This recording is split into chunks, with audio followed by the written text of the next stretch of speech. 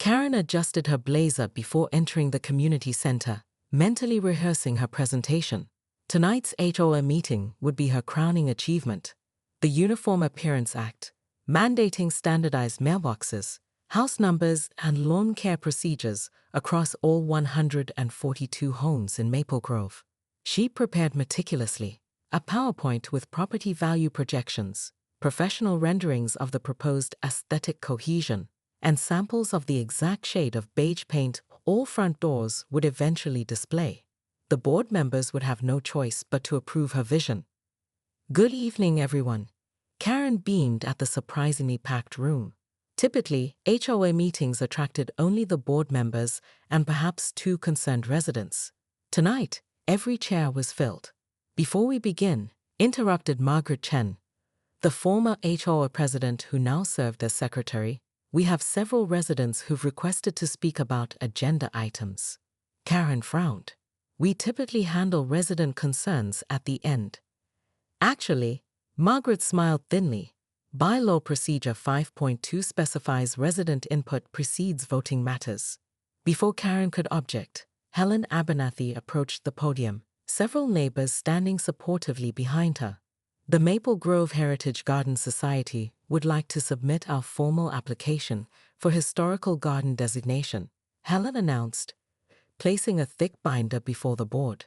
"We've documented the horticultural significance of 27 properties whose gardens represent important botanical collections that predate this HOA's formation." Karen's face flushed. "There's no such thing as the Heritage Garden Society." "Actually," George stepped forward, "we formed officially last week, in compliance with Community Organization Bylaws 7.3. We've already received preliminary approval from the County Historical Commission." As Karen sputtered, Colonel Patterson approached the podium. "Additionally, the Veterans Affairs Committee wishes to submit documentation regarding protected status for military service recognition displays, including flagpoles of historical significance." One by one, neighbors approached with meticulously prepared documentation, each targeting a specific initiative from Karen's aggressive enforcement campaign. The Neighborhood Children's Play Coalition, the Multicultural Holiday Display Alliance, the Environmental Sustainability Committee. Karen watched in horror as her control unraveled. These weren't disorganized homeowners complaining about cetaceans. They were organized, prepared, and wielding the very bylaws she thought were her exclusive weapon. "This is absurd," Karen finally exploded. "These are clearly last-minute formations designed to circumvent proper HOA regulations." Margaret Chen smiled. "Actually, Karen, I've reviewed all submissions. They followed proper procedures, the same procedures you've been so diligent about enforcing." The room grew quiet as Margaret continued. "In fact, I'm impressed by how thoroughly everyone has studied our governance documents. Perhaps we should vote on these applications before discussing new regulations." As the board unanimously approved the first 3 heritage designations, Karen realized the terrible truth. She'd created her own opposition. By wielding the bylaws like a cudgel, she'd forced her neighbors to become experts in HOA regulations, and they'd discovered all the protections and exceptions she'd overlooked in her quest for control. The mailbox mandate would never even come to a vote. 2 weeks after the flagpole incident, Helen Abernathy stood paralyzed in her front yard, gardening shears dangling limply from her fingers. Karen Worthington was meticulously measuring the height of Helen's prized rose bushes, muttering numbers into a voice recorder. 12 inches above permitted botanical height restrictions, Karen announced with the satisfaction of a big game hunter who'd cornered her prey. Section 8, Paragraph 4, Line 17. Helen, a 67-year-old retired botany professor, had spent 15 years cultivating her award-winning roses. "These are heritage breeds, Karen. They can't simply be pruned to arbitrary heights." "Rules don't make exceptions for heritage anything," Karen replied, already typing on her tablet. "You'll receive the official violation notice by email in approximately 12 minutes, with a 5-day compliance window." As Karen strutted down the sidewalk toward her next target, Helen's usual grandmotherly demeanor hardened into something unexpected. She pulled out her phone and tapped a contact labeled Garden Club Emergency Line. By sunset, 15 members of the Maple Grove Garden Club had convened in Helen's kitchen. These weren't just hobbyists. They were passionate horticulturists who had transformed the development into one of the region's most beautiful neighborhoods. "She's citing everyone with gardens that exceed decorative norms," reported George Martins, whose Japanese-inspired landscape had won regional awards. According to Karen, "My Zen garden creates aesthetic inconsistency with the neighborhood's colonial architectural themes." Eleanor Thompson, the club's president, spread out the neighborhood map. In the last week alone, Karen has issued 47 violations. "At this rate, she'll destroy everything that makes this neighborhood special. I heard she's pushing for mandatory uniform mailboxes next," whispered Diane Kruger.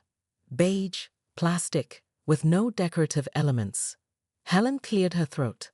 "Friends, I've survived university politics for 30 years.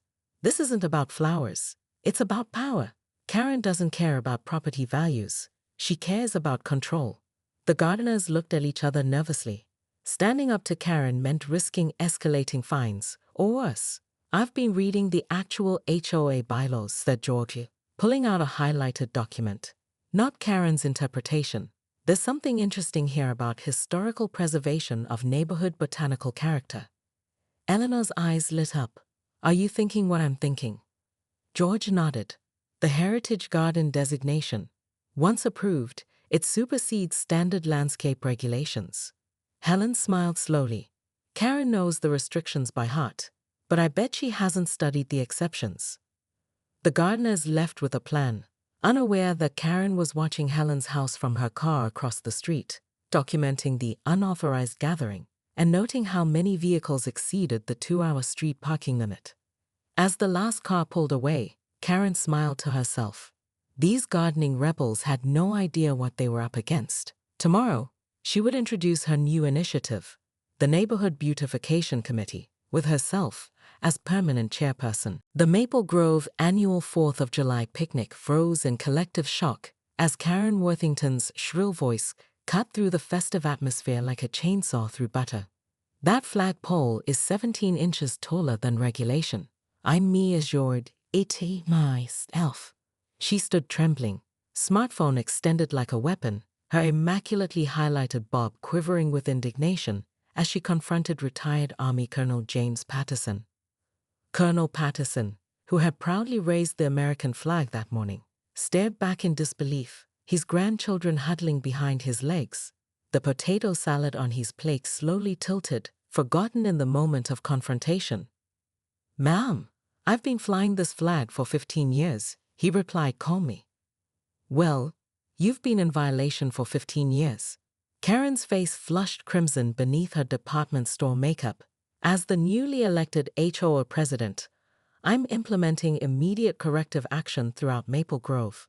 The crowd of neighbors exchanged nervous glances. 3 weeks ago, Karen had swept into power in an election with 12% turnout. Since then, Maple Grove residents had awakened to a reign of meticulous measurement and bylaw enforcement. Karen's crusade had begun innocently enough. After moving to Maple Grove Estates from her downtown condo, she'd noticed small inconsistencies. A mailbox slightly askew, holiday decorations lingering past January 5th, a garden gnome that exceeded the permitted lawn ornament height by 2 inches. Someone needed to maintain standards. "The bylaws exist for a reason, people," Karen continued, her voice carrying across the now silent picnic grounds. She tapped the massive 3-ring binder she carried everywhere, a personally annotated and tabbed version of the HOA guidelines. "Property values don't maintain themselves."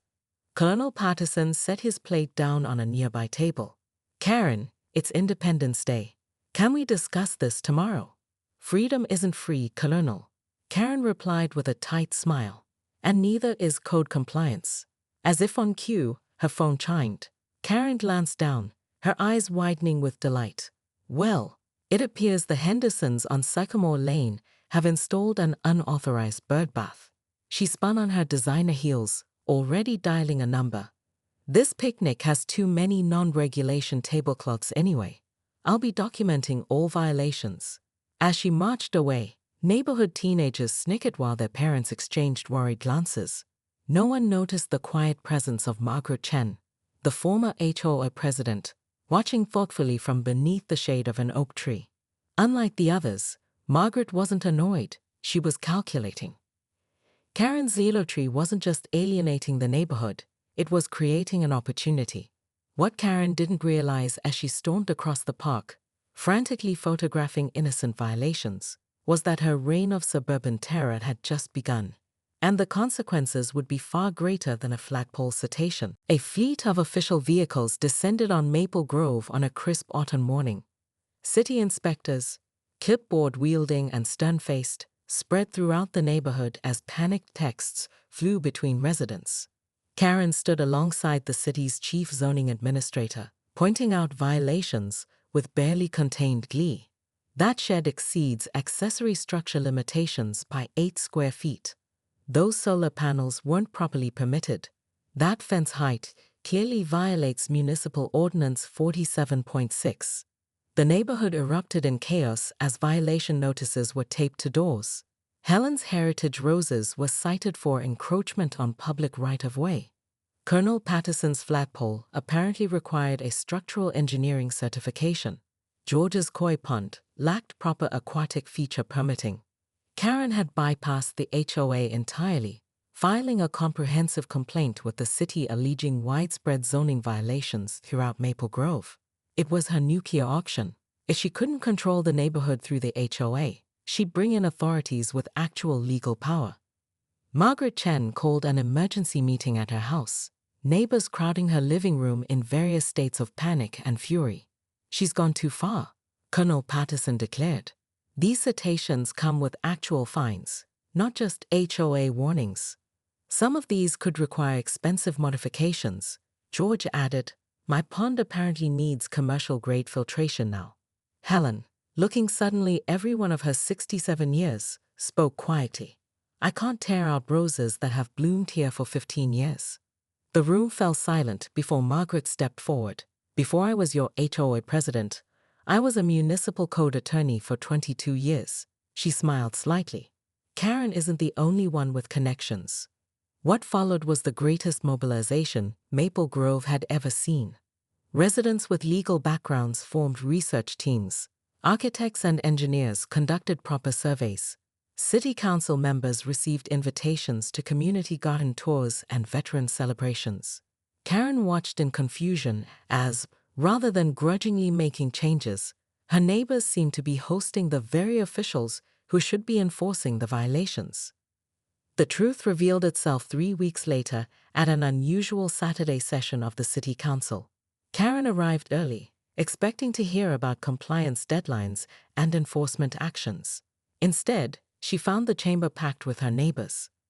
One by one, residents of Maple Grove approached the podium, not with complaints, but with a meticulously researched proposal for a neighborhood heritage overlay district, which would provide carefully tailored zoning guidelines specific to Maple Grove's unique character. The presentation was professional, compelling, and backed by historical documentation, environmental impact studies, and testimonials from urban planning experts.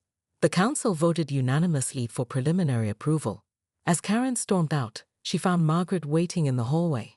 "You know what your mistake was, Karen?" Margaret said quietly. "You thought rules were weapons instead of tools. A community doesn't thrive through rigid enforcement. It thrives through appropriate governance." Karen opened her mouth to deliver a scathing retort, but paused. For the first time, she noticed the community around her, not as a collection of violations to be corrected, but as actual people who cared deeply about their homes. 6 months later, the newly formed Maple Grove Community Council held its inaugural meeting. Surprisingly, Karen attended, sitting quietly in the back row. When committee volunteers were requested, she hesitantly raised her hand for the documentation committee. Her organizational skills, it turned out, were invaluable for something beyond finding violations. They were perfect for creating the comprehensive neighborhood handbook that would help preserve what made Maple Grove special.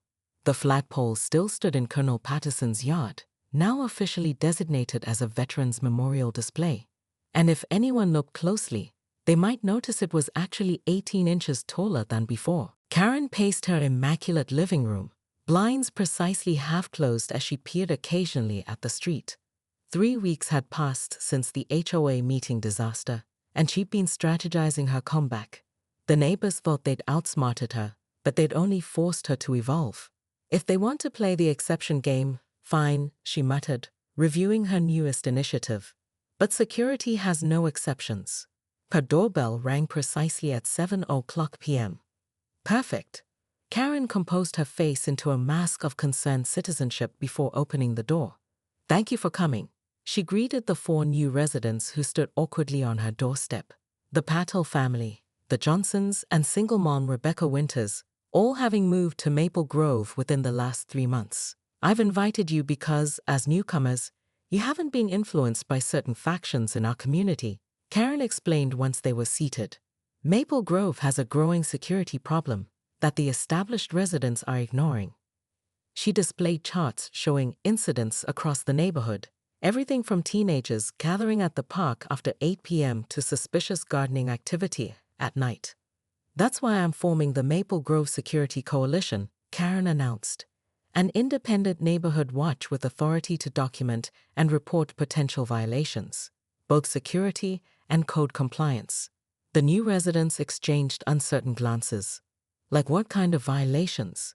Asked Sanjay Patel hesitantly. Karen smiled. Architectural inconsistencies that could harbor criminals. Unauthorized gatherings. Landscaping that obstructs security visibility. What Karen didn't realize was that Rebecca Winters was Colonel Patterson's niece, who had texted him the moment Karen's invitation arrived. As Karen detailed her surveillance plans, Rebecca was silently recording everything. So these security patrols, they'd document code violations too? Rebecca asked innocently. Absolutely. Karen nodded enthusiastically. The HOA board may be compromised, but this organization operates independently. As the meeting concluded, Karen felt triumphant. The newcomers had seemed receptive, especially after she'd emphasized how cooperation would ensure their own properties received favorable compliance assessments. What Karen didn't see was Rebecca Winters stopping at Helen Abernathy's house on her way home, or the emergency text chain alerting the neighborhood to Karen's new tactics. The next morning, Karen stepped outside to find Margaret Chen and 3 strangers in business attire on her doorstep. Good morning, Karen, Margaret said pleasantly. These representatives from the Homeowners Association would like to discuss some concerns about private enforcement groups operating outside HOA governance. As the attorneys explained the legal liabilities of unauthorized surveillance activities, Karen's security coalition crumbled before it had even begun its first patrol. Later that day, residents received an official HOA email announcing a special election for the position of compliance oversight, a new role specifically designed to review the validity of violation notices before they were issued. The damage control was working, but what no one yet realized was that Karen's next plan wouldn't involve the HOA at all. She'd found a much more powerful ally, the city zoning board, and was already preparing her master stroke.